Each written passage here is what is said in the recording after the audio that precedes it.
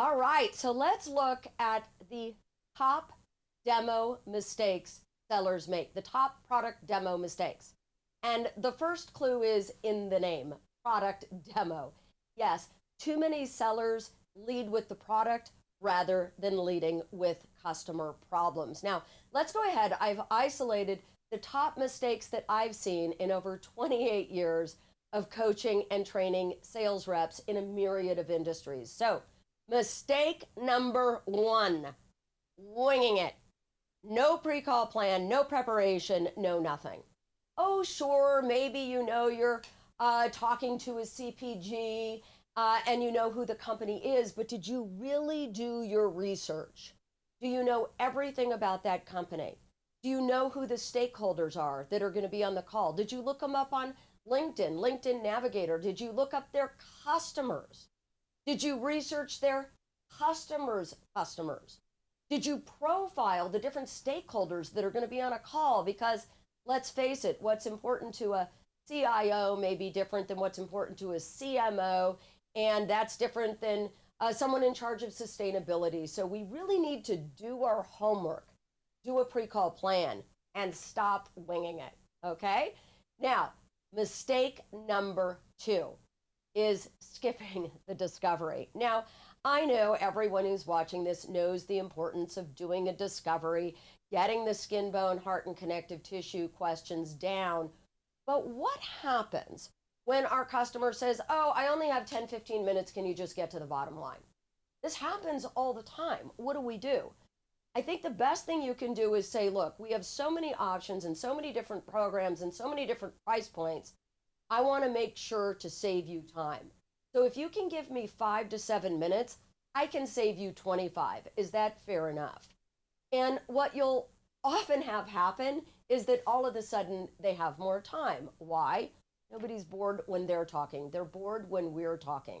But please don't skip the discovery. You may have to truncate it, but we really need to get that skin, bone, heart, connective tissue information.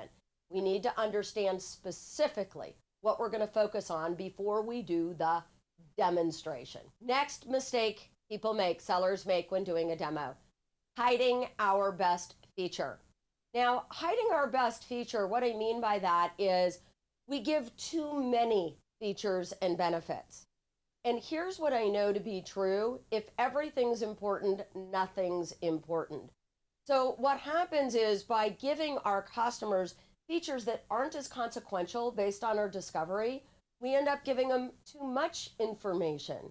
You confuse them, you lose them.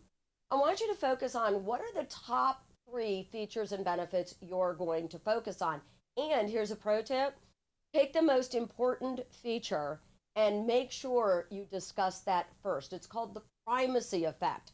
You're going to really open them up if you start with a POW on what you think is going to resonate most with your audience. All right, next. Next one is we make it too complicated. Oh my gosh, our products and services are complicated enough. Now, depending who you're talking to and depending on the sophistication of who you're talking to, again, very often I see sellers using overly technical jargon, or we use acronyms that perhaps the customer doesn't know instead of clear language that resonates. Very important not to overly complicate. Okay, next, telling, not showing. I talk often about stories, and what happens is we understand how to tell a good story, but then we don't strategically look at our pitch deck and think, where does the company story go? Where does my connection story go?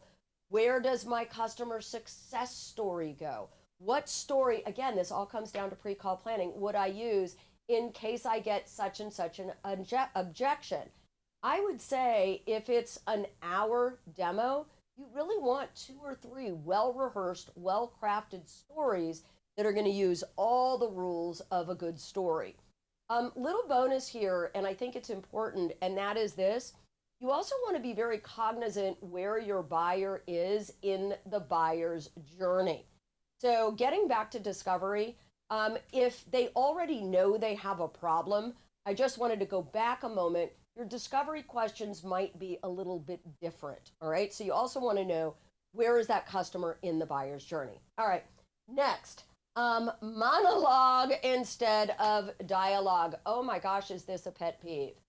I don't know about you, but I have gone to more webinars, more presentations, more events where it's like the seller doesn't even stop to take a breath. It's like, I gotta finish as fast as I can. I gotta get through this pitch deck.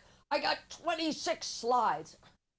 Let me tell you, you are far better off having less slides. Have your extra slides at the end.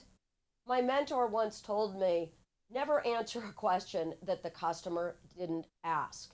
You don't need to answer every single thing about your products and services, and you certainly don't need to engage in monologue. You want to get interaction, interactivity. Obviously, it's the same in training. And you don't want to say any questions. Think very carefully. How does that apply to your blank? Okay? Explaining carbon measurement, if you're explaining carbon measurement process as an example, how does this compare to your current approach?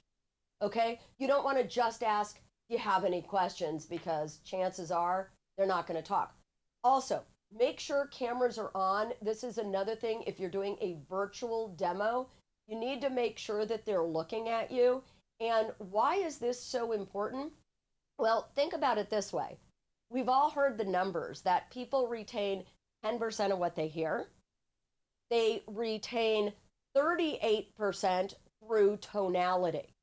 So I'm sorry, let me start over again. We've all heard the statistics. So this is an old UCLA study that communication is 7% words, 38% tonality, and 55% body language. So what that means is that if all we use is tonality and words, and we don't have body language, their camera isn't on, and we can't see their reaction, we are losing 55% of that communication.